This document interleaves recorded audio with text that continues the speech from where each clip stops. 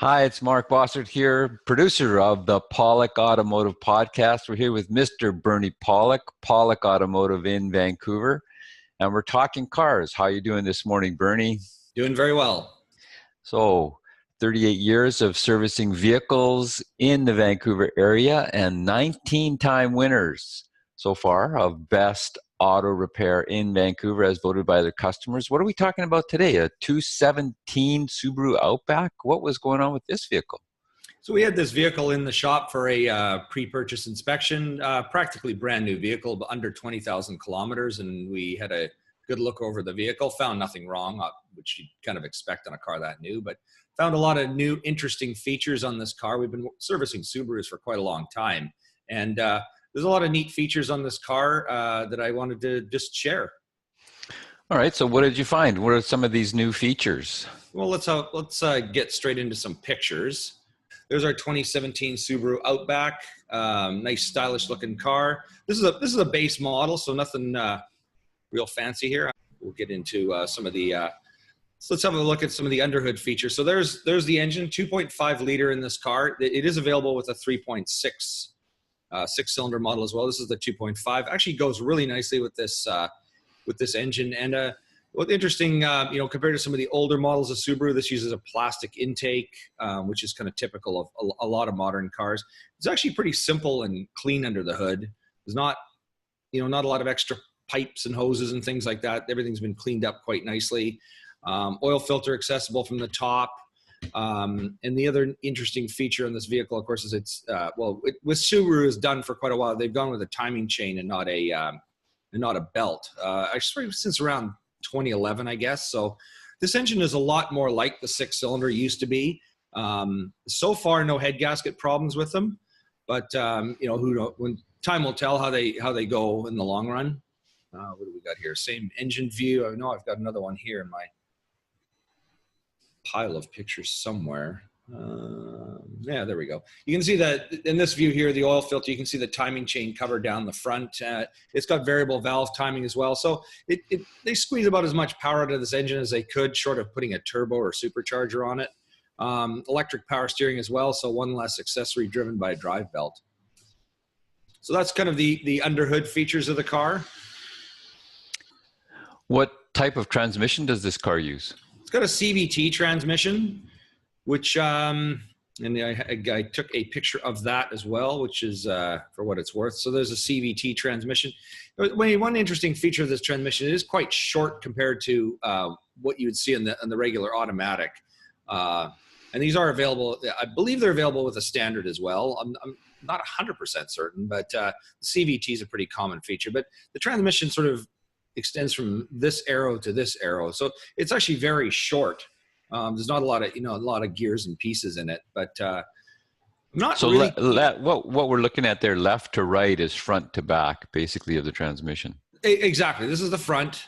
This is the back. You can actually see the front axle shaft, front and left axle shaft here. So there's a differential assembly in the front, and then the extension housing in the back, which are actually the transfer case features are function because it's an all-wheel drive are sort of incorporated throughout in a couple of different spots of the transmission, some in the back and some in the front, which are out of view. And the CVT, what's your opinion on the CVT transmission? Well, I'm not big fans of them. I mean, this car drove fine and it's not seemed to work fine, but doing a little research, Subaru has had some problems with them and they've extended their warranty, which is a good thing. I know Nissan has used CVTs for quite a long time, and they had a lot of problems with them and again, extended their warranty quite substantially. So, I mean, the manufacturers, they want to use this technology because there's a lot of good things about it, but a lot of them seem to have trouble getting it working properly. But, in the case of this car, it feels fine to drive. Hopefully, once any warranty repaired items will keep the transmission going for a long time further. So let's just maybe drill into this for just a second. CVT means constant variable transmission. So in theory, then instead of like a 7-speed or 9-speed or 3-speed transmission, you have an infinite amount of shifting. Basically, the tranny will just provide the power the car needs based on the load. Exactly, and it can be in any gear. And I mean, the thing that's great about this, and that's why a lot of engines have gone, you know, for electronic throttles. There's some engines that even have the valve trains are completely, not completely, but largely electronically controlled. So the valves can be open at different times. Then they're not, things aren't bound by gear ratios or timing chains where things have to be precisely timed. They can be varied. So you can get the maximum power, the best fuel economy, the best exhaust emissions, all wrapped up and all controlled by a computer. So, I mean, there's good reasons to have. Did I answer your question? Yep. Good. Perfect. And how else? What else did you notice about this car? What else was there? Any of the a couple other interesting features? I mean, if we go, well, actually, back under the hood, I really like this feature. Hood shocks or hood struts, where, you know, Subaru used to have the typical prop rod where you'd lift the hood up and you know, hang the rod up. These have the shocks that hold the hood up. So it's kind of a nice, you know, it's a simple thing, but it's a nice feature that that's been missing from Subaru in the past. And especially being a technician working on a car, it's always appreciated to have these things. However, it's nice when they work. Sometimes when they fail, people don't want to spend the money to fix them, and that can be a little disconcerting, but we can always put the rod in place then. Electric parking brake. I mean, maybe this is a good feature, maybe not. I mean, it's nice. You just pull a little lever and the brake locks on. And if you forget to take the brake off, no big deal, because as soon as you accelerate, the parking brake comes off automatically. So many cars use electric parking brakes these days. The sort of hand lever or foot pedal seems to have pretty near disappeared. And so Subaru's gone that route too. Again, it's good. However, you know, it leaves one less brake that you could have manually operated if you needed it, and also a lot more expensive to repair as time goes by. But a nice feature, and it gives the car a nice modern feel. The other feature I found I really liked on this car is the front control arm bushings.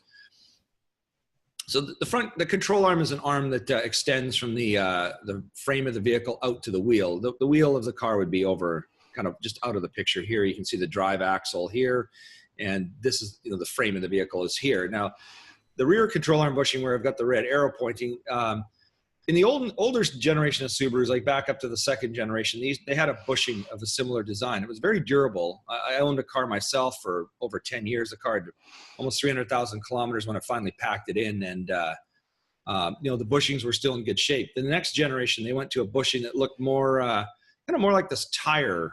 It was a vertical bushing with a bolt that went this direction and through the center, and they were really crappy. Like they did not last, not durable, and kind of surprising that they even put it in a car that, you know, a lot of people will actually take on rougher roads. So they've gone back to this design here, very robust.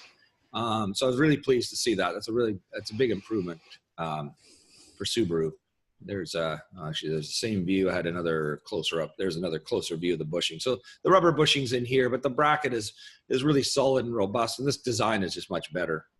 And one final feature, in the inside of the car, there's your electric parking brake lever.